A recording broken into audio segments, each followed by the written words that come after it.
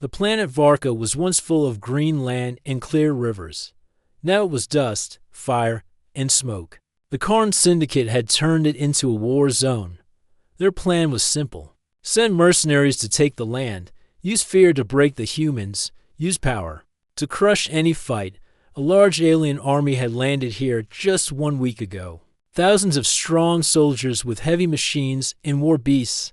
They were paid well. They were trained well. They had no fear. The Karn general said it would be over in today's dot, but now the army was gone. Nothing was left of them. No bodies, no broken weapons, no trace, only a field of ash and silence high above the planet. In a dark control room on the main Karn ship, General Tharn stared at the screen. Around him stood officers from many alien worlds, tall ones with claws, thin ones with sharp eyes, cold ones with metal skin. All of them were quiet now. They were watching the helmet footage from the last Karn army. The screen showed a group of soldiers moving through the field. They joked. They pointed at human buildings in the distance. They were not ready for what came next. First, the sky turned red from a strange flare. Then a noise came, low and sharp, like metal grinding in water. Then the screen shook. One soldier turned, his mouth opened, but no sound came. He flew backward and vanished from view. Another soldier dropped his weapon and looked up. A flash of light crossed his chest. He fell without a word. In less than 10 seconds. The whole unit was gone. No enemies were seen. No shots were heard. The camera stayed still for a moment, then went black. The officers looked at each other. One spoke in a low voice. Was that human tech? No, said another. That was something else. They moved too fast, said a third. Like shadows. General Thorne narrowed his eyes. Spectres, he said. The room went quiet again. The word was not used often. It was the name of a human special ops group. Most aliens thought it was a lie made by humans to scare others, a trick to keep invaders away. But now it did not feel like a lie. A smaller officer with silver skin stepped forward. Sir, this group was not regular army. Their weapons were quiet. Their moves were too perfect. No radio waves, no energy signs. I believe it was them. Thorne did not blink. How many men were in that group? Unknown, the officer replied. We believe less than 10. Thorne looked at the burning field on the screen. One human flag stood in the middle. It was not torn. It was clean and strong. Thorne turned to his officers. Prepare the next wave. The officers looked uneasy. We just lost over 4,000 soldiers, one said. The mercenaries are nervous. They have seen this footage too. Tell them. This was a trap, a trick. The next group will land with better scanners, better eyes. Send twice the force. No mistakes this time. The order went out. Across the fleet, ships opened. Hundreds of new alien fighters stepped forward. They came from every part of the galaxy. Rough voices, sharp teeth, cold hearts. They were paid to fight and feared nothing. But even among them, a few whispered the same word. Spectres. On the planet below. The wind blew across the black field. Ash rose in the air like snow. In the hills nearby, deep inside a hidden cave, a group of human soldiers watched the stars. One of them stood tall and calm. His name was Commander Reed. He looked at a screen showing the incoming ships. They're sending more. He said. A younger soldier asked, will they land close? Reed nodded. Double quotes, yes. And we will welcome them. The others smiled without words. These were not normal soldiers. They were not here to fight with loud guns or big machines. They were here to make sure no enemy ever wanted to land again. They were the Spectres. And the hunt was just beginning.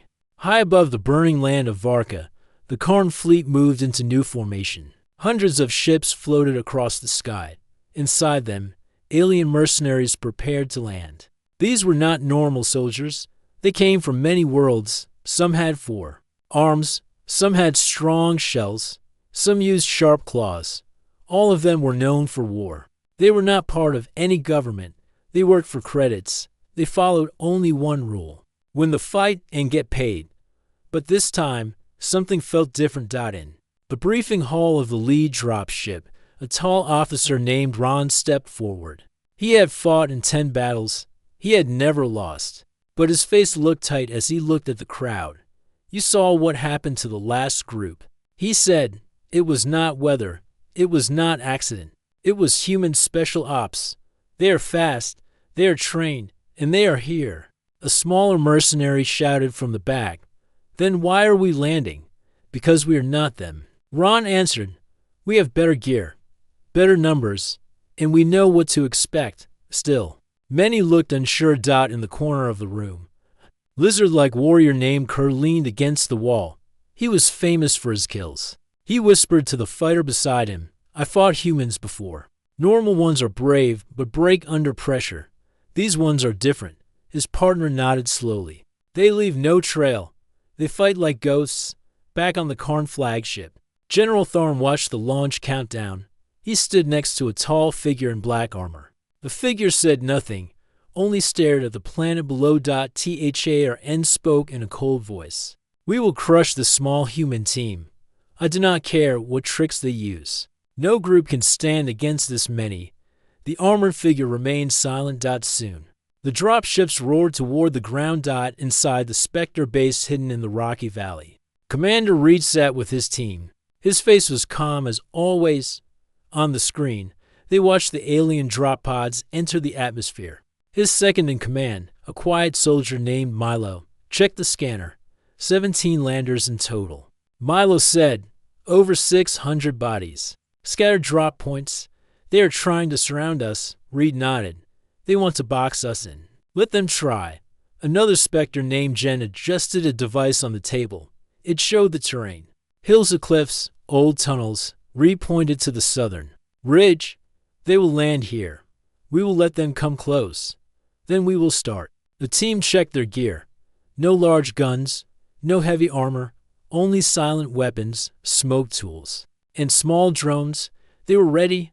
On the ground, the mercenaries landed across the rocky fields. Their ships kicked up clouds of dirt. They moved in groups. Some set up base camps, others sent out scout teams. One group, led by Ron, moved toward a set of broken human buildings. The place looked empty. No heat signs. One alien said. No movement, said another. They walked carefully, weapons raised. Then one of them stepped on something, a soft click. Ron shouted. Down to late, a cloud of fine dust exploded. Not fire, not smoke, just powder. It filled the air and blocked every visor. When it cleared, they were alone. 4 of their fighters were missing. No blood, no sound, no fight, just gone. On another side of the valley, a camp was being built. Big lights lit the area. Tents were raised. Watchtowers stood ready. But something was wrong. The watch team reported strange shapes in the dark. Their sensors gave false readings. Motion alarms went off without cause. Then the lights shut off. Every light at once. In the dark, something moved. The mercenaries fired in all directions. When the lights came back on, nothing was found. No enemy. But the supply crates were gone. Their communications were jammed. Fear began to grow. In one command tent, Kerr argued with his captain. They are not using power. They are using tricks. They want us scared. The captain shouted back. Then stay calm. This is nothing. We are more than them. But that night, 3 more patrols disappeared. One was found later. All fighters asleep on the ground. No wounds, just knocked out. Their weapons had vanished. The mercenaries were starting to feel it. They were not the hunters. They were being hunted. On a nearby hill, Reed watched through a small lens. They are afraid now. Milo said. Reed nodded. They are learning. But fear alone is not enough. He turned to Jen. Prepare the next phase. Hit their signals. Let them think the humans are everywhere. Jen smiled. Yes, Commander. With small drones. The Spectres sent fake messages through the alien radios. Voices spoke in their own languages. Some said they saw human troops in the west. Others said bases were under attack. All lies, all planned. The mercenaries did not know what to believe. By the end of the day, more than 50 mercenaries had left. Their posts, some ran toward the ships, some hid in caves. Others simply dropped their weapons and walked away. Ron tried to hold his group together. "We are warriors," he said. "We stay and fight." But no one answered him. The specters had not fired a single bullet in the open. They had not been seen clearly. Yet they had broken the enemy's will, and the night was not over. The sun rose over the rocky land of Varka. The wind blew across empty fields where mercenary camps once stood. Smoke floated in the air. Half-built tents moved in the breeze. Some fires still burned in broken barrels. Many mercenaries were gone. Some had run during the night. Others had vanished without a sound. Ron walked through the main camp. He looked at the empty spots where soldiers used to sleep. His sharp eyes moved from one place to the next. No blood. No bodies. Only silence. A younger fighter named Pell followed behind him. "Sir, I counted again," Pell said. 25 more left last night." "Deserters," Ron said in a low voice. "Weak minds," Pell looked around. "Or smart ones. We haven't seen a single human face. Just shadows. Sounds. Dust. We are not here to chase stories," Ron said. "We are here to finish a job. Call the others. We go out in teams. We search every corner." Pell hesitated, but nodded out across the hill in a hidden cave. The specters watched. Commander Reed looked through a small opening in the rock wall. He saw the mercenaries walking in lines, spreading out in different directions. "They're looking for us," Jen said. Reed nodded. "Let them." Milo checked the tablet in his hand. 10 scout teams moving outward. "If they go farther, they'll cross into trap zones." "Good," Reed said. "They will learn today." One of the mercenary scout teams moved toward the edge of an old mining field. They moved slowly, checking every step. Their leader, a bulky fighter with red armor, raised a hand. "Stop. Something ahead." They looked across the dirt. Strange lines in the ground. A pile of rocks stacked neatly. A metal rod sticking out from the side of a cliff. "It's a signal," the leader said. "This is where the last team went missing." One fighter stepped forward. "I hear something." The others listened. A soft sound. A hum. A whisper of energy. Then a click. Before they could turn, a cloud burst from the rocks. It was thick and gray. It filled their masks. Their visors went black. Inside the fog, figures moved. Not fast, not loud. Just quiet steps.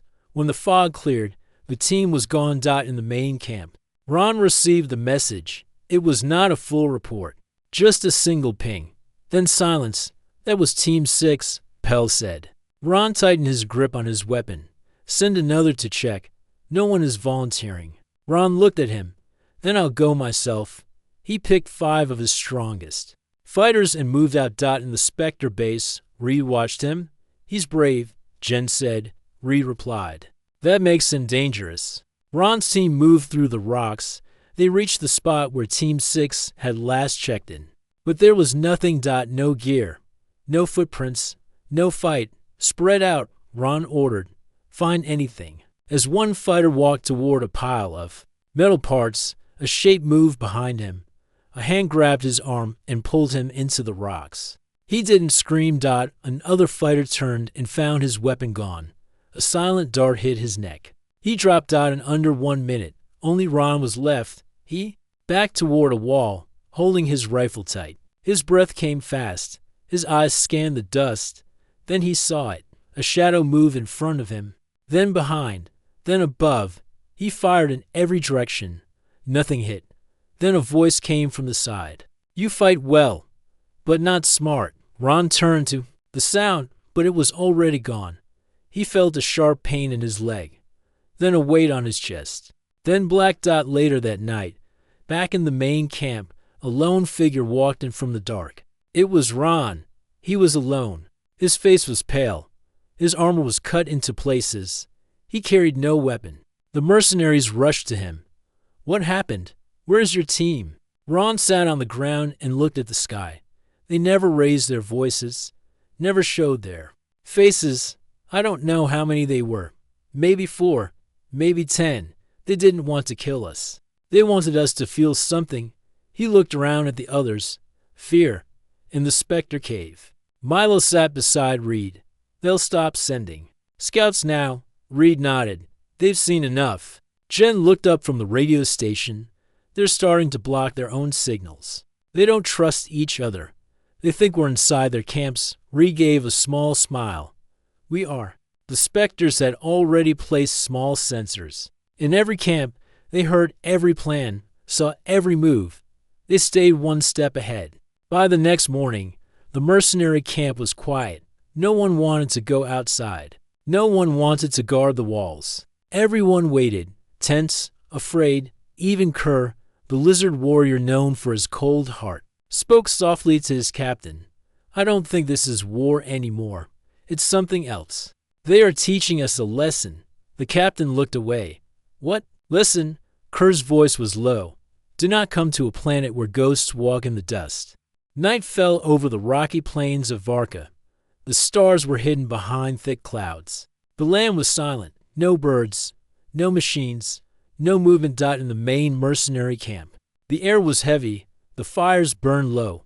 Fighters sat close to each other. Many did not speak. They held their weapons and watched the dark. They had seen the shadows. They had heard the whispers. And they all knew something was out there, inside the command tent. Captain Torg stood with Kerr and to other officers. A map of the area was on the table. It showed where their patrols had gone missing. We are being hunted, Torg said. This is not a war we understand. Kerr nodded. We are not fighting an army. We are fighting ghosts with sharp minds. An officer slammed his fist on the table. We are over for 100. They are few. Why are we hiding? Torg looked at him. Because they are not fighting to win. They are fighting to break us. And it is working. Kerr pointed to the screen nearby. It showed a report from a smaller camp 3 kilometers away. It had gone dark. No response. No signs. 3rd camp gone, Kerr said. No sounds. No warnings. Torg rubbed his chin. They strike when we are tired. When we are alone. When we think we are safe. He turned to the others. Tonight, we stand ready. No rest. Full lights. Full watch. We stop them here. Back in the Spectre cave, Commander. Reed watched the enemy camp through a small drone. They're nervous, Milo said. Look at their movements. No one trusts anyone. Reed looked at the map. We strike again tonight. But this time, we show them something new. Jen stepped forward. What do? We go in close, Reed said. No traps, no drones. We walk inside. The Spectres packed fast. They wore black armor that made no sound. Their faces were covered. Their steps were light. They moved. As the mercenary camp stayed on high alert, the Spectres entered from the eastern ridge. No one saw them. No sensor beeped. No alarm sounded. At the edge of the camp, 2 guards stood near a power unit. They talked in low voices. One of them turned. A hand reached out and pressed a small dart to his neck. He dropped. The other turned to late. A soft blow knocked him down. The Spectres moved forward. They left no marks. They made no sound. One by one, they slipped into tents and took what they needed. Radios, maps, power cells. Then they left signs. In the center of the camp, someone noticed a human flag placed on top of a supply crate. Who did this? A fighter shouted. Another ran over. I was just here 10 minutes ago. It wasn't there. Panic started. Was it a trick? Did someone sneak in? How did they pass the guards? Captain Torg ran to the scene. He stared at the flag. It was clean. It was still. Not even touched by dust. He looked around. Where are the guards from this post? No one answered. Across the camp, more flags were found. One inside the food tent, another on top of the command station, a third inside a locked weapon box. Everyone began to speak at once. Loud voices. Fast footsteps. Torg shouted, quiet. But it was too late. Fear had spread. One fighter fired his weapon at a shadow. Others followed. Lights blinked. Orders were lost in the noise. That was the moment the Spectres had planned. Milo tapped a button. All the lights in the camp blinked once, then went dark. Power was gone. Complete silence. In the dark, the Spectres moved again. They left signs on tents, marked stones with red powder, tied knots on ropes, just enough to be noticed. Then they disappeared. Into the hills. Minutes later, backup power returned. The camp was a mess, tents torn. Lights broken. Men scattered. Many weapons were missing, but no one had been killed. That made it worse. Kerr stood near a broken fence and stared into the dark. They walk into our camp. They touch our supplies, and they leave without a single shot. Tord stood beside him. They are not trying to defeat us with bullets. They are winning with fear. The next morning, the camp was nearly empty. Dozens of mercenaries packed their gear and walked away. They left in groups. Some dropped their weapons, others took escape pods and flew off. Even those who stayed spoke in hushed voices. They don't sleep. They see everything. They are already inside. In the orbiting Karn ship, General Tharn watched a report screen flash red. More than half the mercenary force had gone missing or deserted. He called for his personal guards. These were the elite, strong, loyal, trained in every kind of battle. Prepare. The dropships, Tharn said. I will go down myself. His officers stared. You are going to the surface. Yes, Tharn said. This ends now. As the dropships prepared to land, the specters watched from afar. Reed stood on a ridge and looked through the scope. They're sending heavy force now, Milo said. Reed lowered the scope. Let them come. They still don't understand. The morning air was cold on Varka. Smoke still rose from burnt crates and broken lights in the mercenary camp. Only a few soldiers remained. Most had already left during the night. Some ran in fear. Others gave up and dropped their weapons. Commander. Reed stood at the edge of a rocky cliff with his team. He looked down at the open desert, where the new Karn dropships had just landed. The heavy troops were now marching toward the old valley road.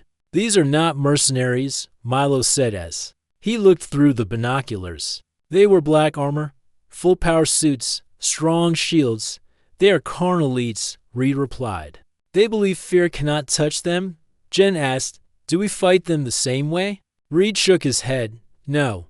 They expect shadows. So now we show them the face of what they fear, while the elites move in groups. Checking each step, a single mercenary was found hiding behind a fallen wall.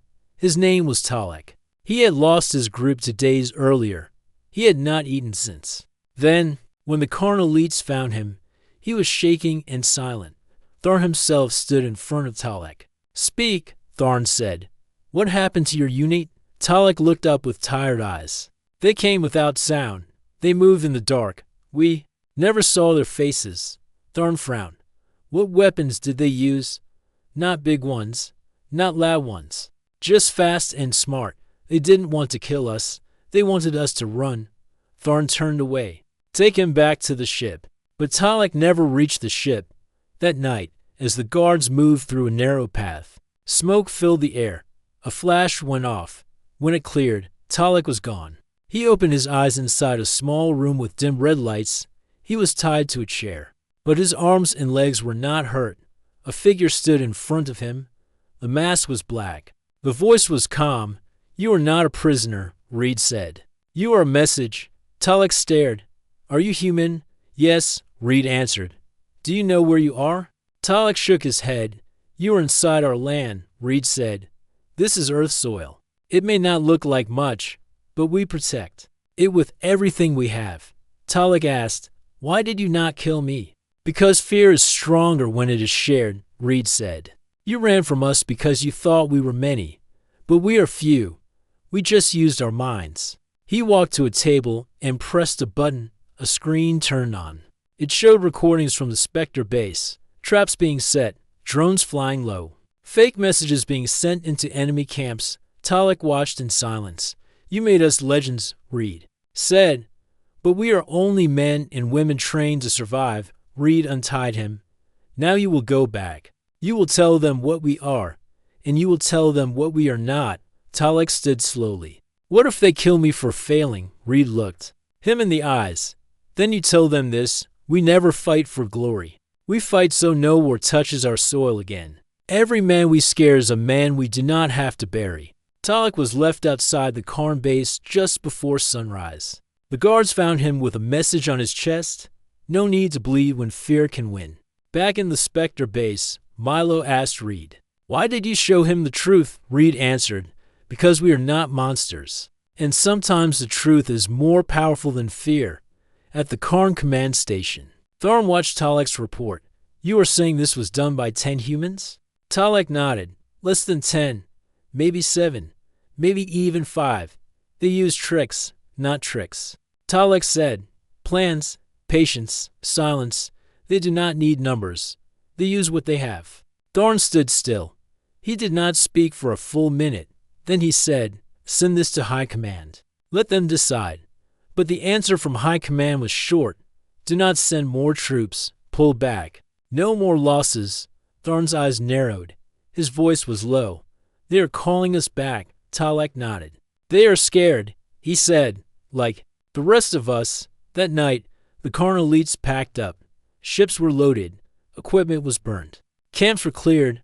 Reed watched from the hilltop as the enemy forces flew back into the sky. Jen stood beside him.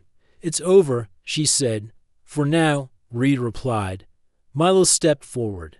Will they come back? Reed nodded slowly. One day, maybe not the Karn, but someone else. There's always someone who thinks they can break the will of humans, Jen asked. What will we do then? Reed looked out at the valley.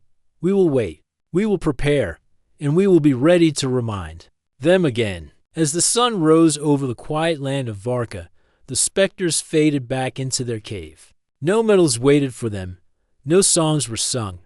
But across the stars, their names spread with quiet power, not as soldiers, but as shadows that made armies turn and walk away. General Tharn stood in the center of the command room on his main warship. Round him, officers worked in silence. Red lights blinked across the screens. One by one, the smaller camps on Varka had gone dark. The mercenaries had fled. The elites had returned.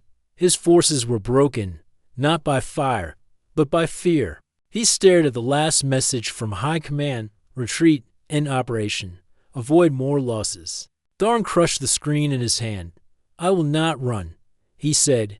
He turned to his guard captain. Prepare the Iron Claw. We go down. Full armor, full weapons, no tricks.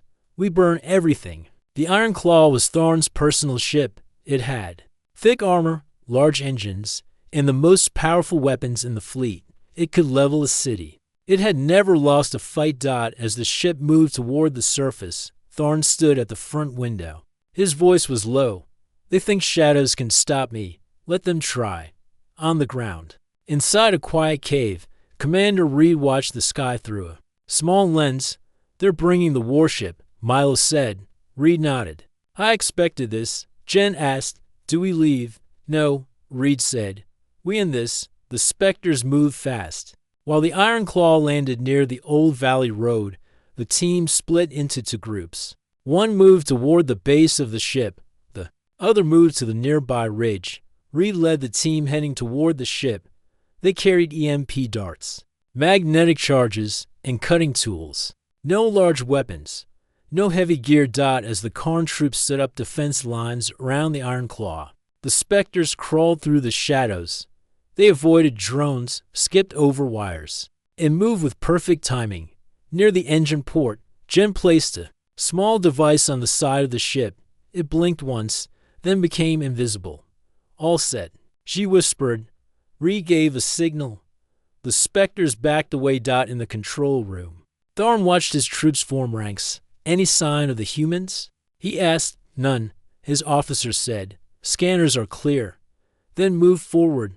Burn every hiding place. Just then, a soft hum passed through the ship. The lights blinked. The floor shook. What was that? Tharn snapped. We lost power for 1 second, said an engineer. Now stable. Tharn didn't answer. In the shadows near the ridge, Milo tapped a screen. They took the bait, he said. Reed looked at the map.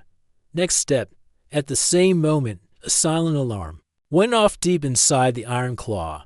It showed that the internal doors had changed access codes. The crew tried to fix the issue, but each system they touched gave the same error. Access denied. Inside the lower hall, Reed and his team moved fast.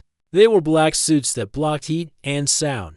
They reached the main control room before the Karn crew knew what had happened. 2 guards stood outside the door. A dart hit one in the neck. The other turned but saw nothing. He fell seconds later. Reed opened the door. Inside, lights flickered.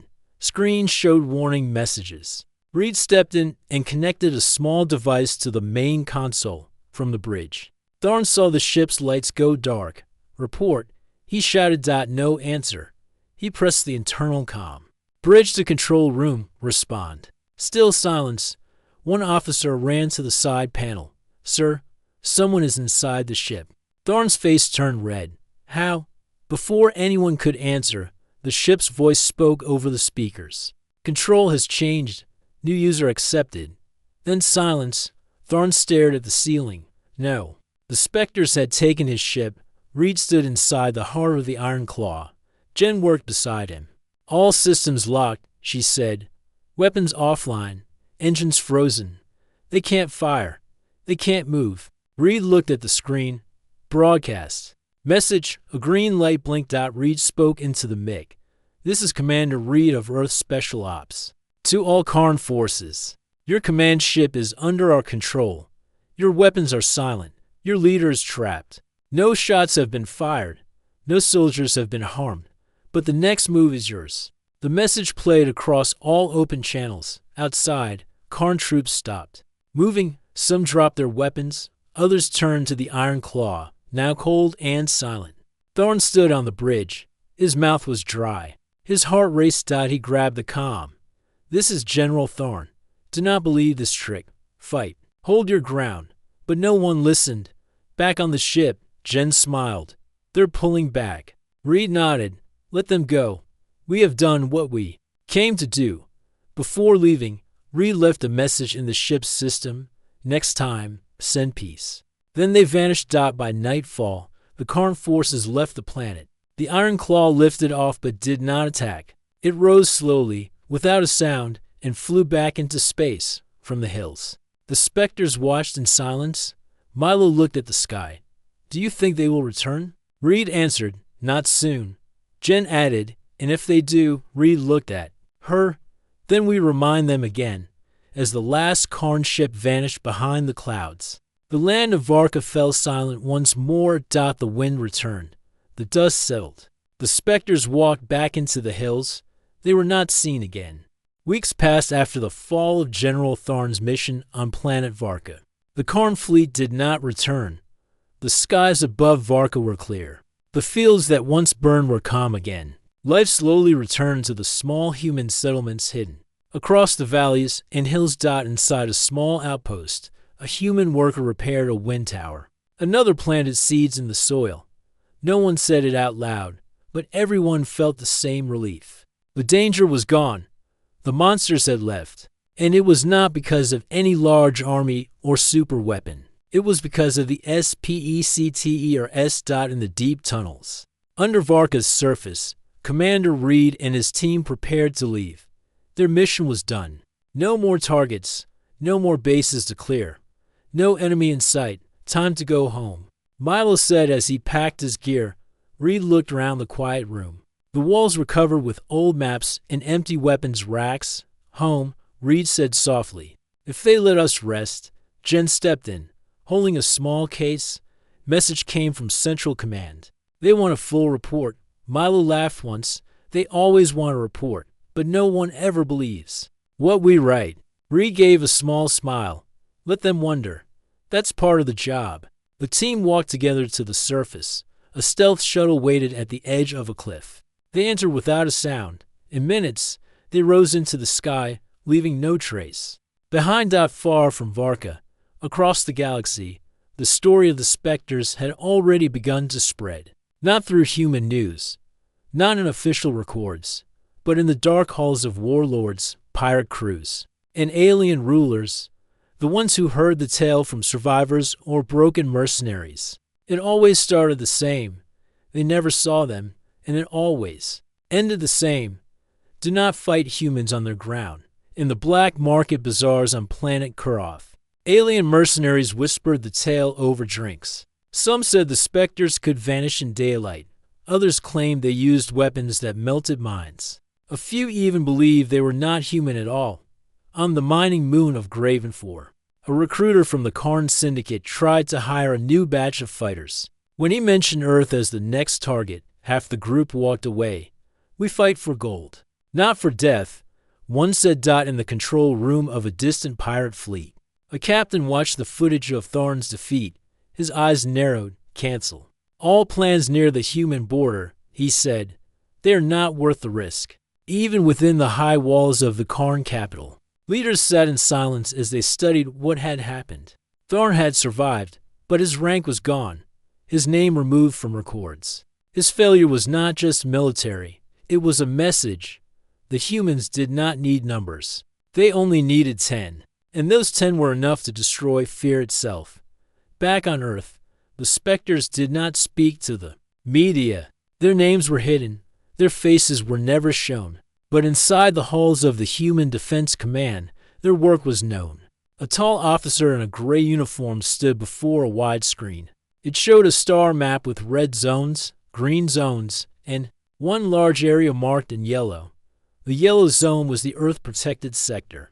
No enemy activity reported in this region, the officer said. Another nodded.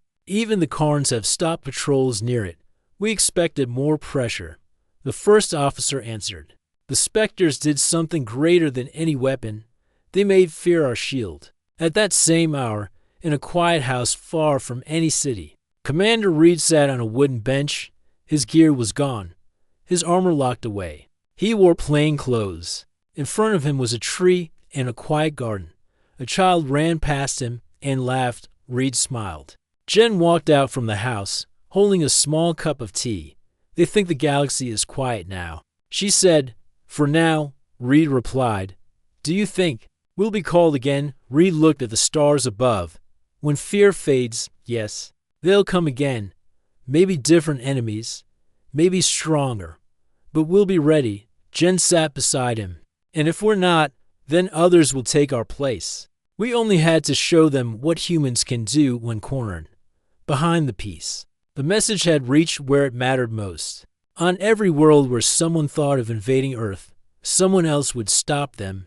They would say, do not go near the humans. Do not land where they live. Not unless you want your army to vanish. The Spectres had left no grand flag, no statue, no song. But their silence was louder than any war. It said one thing clearly. This is human ground. Enter at your own risk. And for many across the stars, that message was enough.